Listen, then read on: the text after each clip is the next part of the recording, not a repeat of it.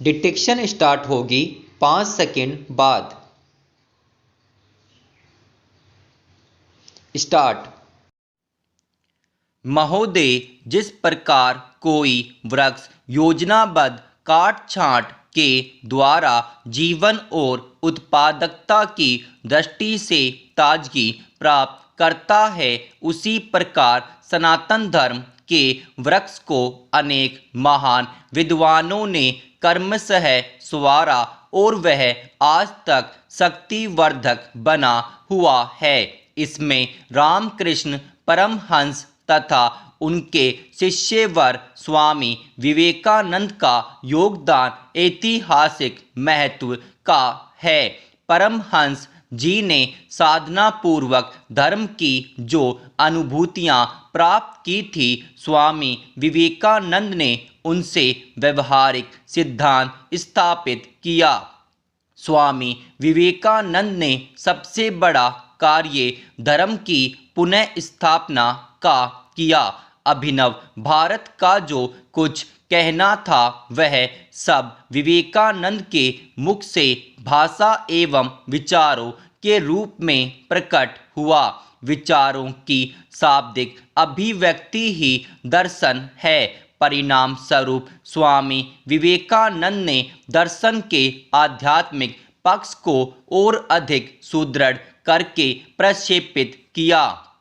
विवेकानंद वह सेतु है जिस पर प्राचीन एवं आधुनिक भारतीय संस्कृति आलिंगन करती है। विवेकानंद वह समुद्र है जिसमें धर्म और राजनीति, राष्ट्रीयता और अंतर्राष्ट्रीयता तथा उपनिषद और विज्ञान सभी कुछ सम्मिलित हैं। ठाकुर रविंद्रनाथ ने कहा, यदि कोई आत्मा को समझना चाहता है तो उसे विवेकानंद को पढ़ना चाहिए। नई पीढ़ी के लोगों में उन्होंने भारत के प्रति भक्ति जगाई, उसके अतीत के प्रति गौरव एवं भविष्य के प्रति आस्था उत्पन्न की।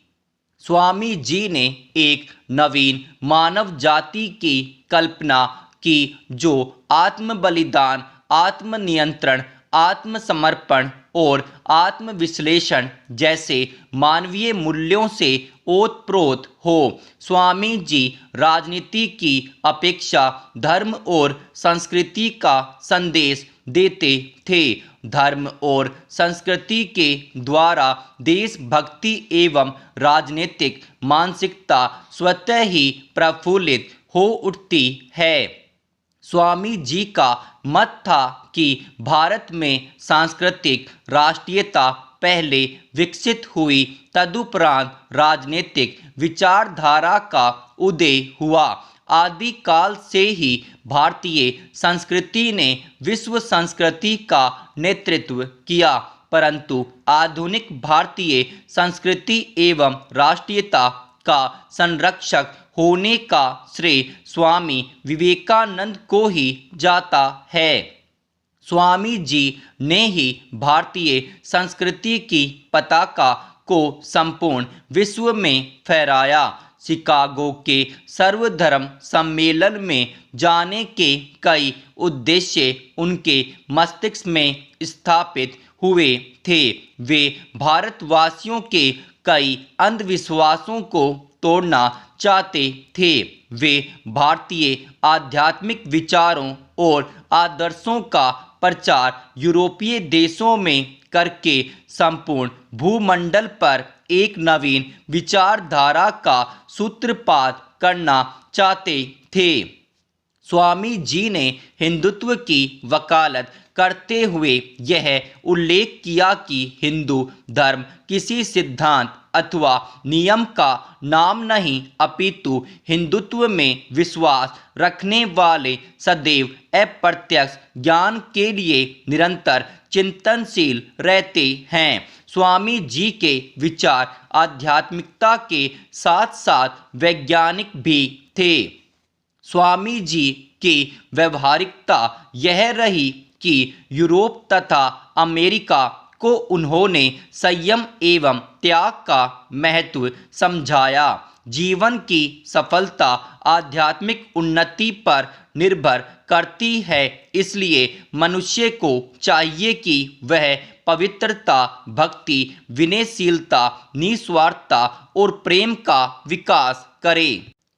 महोदय, भारत में दरिद्रता का साम्राज्य था, इसलिए स्वामी जी ने आध्यात्मिक शिक्षा के साथ साथ दो मुख्य आदर्शों कर्म ही पूजा है तथा मानव सेवा ही ईश्वर सेवा है की शिक्षा भी प्रदान की।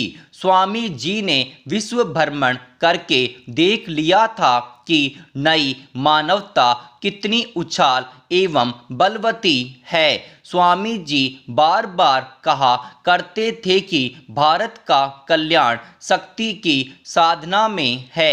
वे उस प्रकार के सुधारक और संत थे जिसकी अनुभूति में पुराने धर्म नवीन रूप ग्रहण करते हैं। सच्ची ईशोपासना यह है कि हमें अपने मानव बंधुओं की सेवा में समर्पित कर देना चाहिए।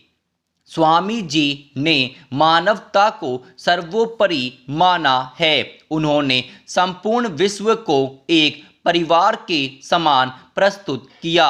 शिकागो के सर्वधर्म सम्मेलन में सभा को संबोधित करते हुए कहा, मेरे अमेरिका के भाइयों और बहनों, स्वामी जी का संदेश था कि आपस में मिलजुल कर रहो और इसी भारतीय एकता के महत्व को स्वामी जी ने बड़े ही सुंदर ढंग से समझाया है।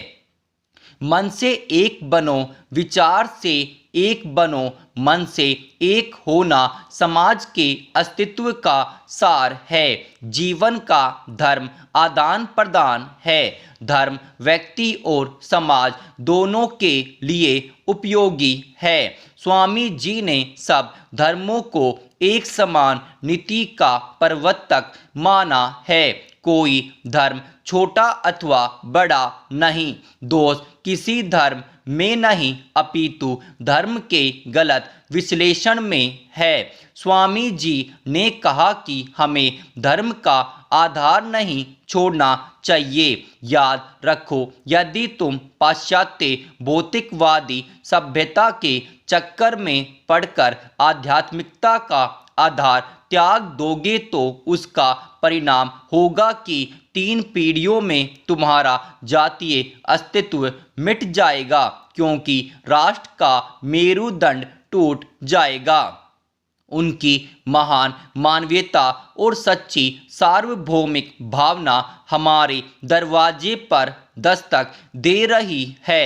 मृत्यु भय कभी कभी मनुष्य को सताता है। अपना मरण तथा स्वजनों का देहावसान आदि अनागत भविष्य के सोच विचार में कोई कोई भय खाता है, दुखी हो जाता है। ऐसी दुश्चिंता क्यों? कभी कभी मनुष्य मृत्युंजय की कल्पना करता है। भगवत गीता के अनुसार अज्ञानी को ही मृत्यु भय होता है, आत्मज्ञानी को नहीं है। जीवन की सफलता के लिए आत्मज्ञान परम आवश्यक है। आत्मज्ञानी का मन सुदृढ़ हो जाता है, उसे मृत्यु भय नहीं होता है।